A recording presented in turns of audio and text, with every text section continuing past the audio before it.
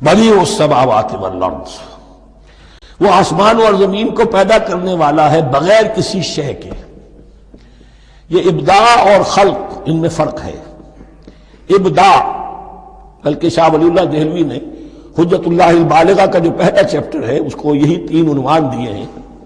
اللہ تعالیٰ کے افعال بنیادی طور پر 3 ہیں: ابداع، خلق، تدبیر۔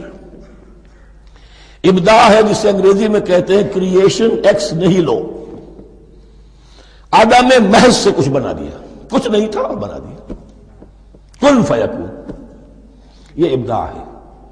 خلق ہے اب ایک چیز سے دوسری چیز بنانا، گارے سے انسان بنایا، یہ تخلیق ہے۔ آگ سے جن بنا، یہ تخلیق ہے۔ نور سے فرشتے بنا، یہ تخلیق ہے۔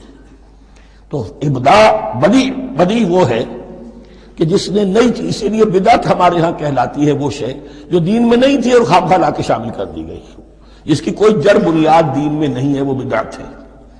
اس سے یہ لفظ بدیع السماوات والارض، وَإِذَا قَضَىٰ أَمْرًا فَإِنَّمَا يَقُولُ لَهُ كُن فَيَكُونُ، اس کی شان تو یہ ہے کہ جب وہ کسی معاملے کا فیصلہ کر لیتا ہے تو بس کہتا ہے کہ ہو جا، اور وہ ہو جاتی ہے۔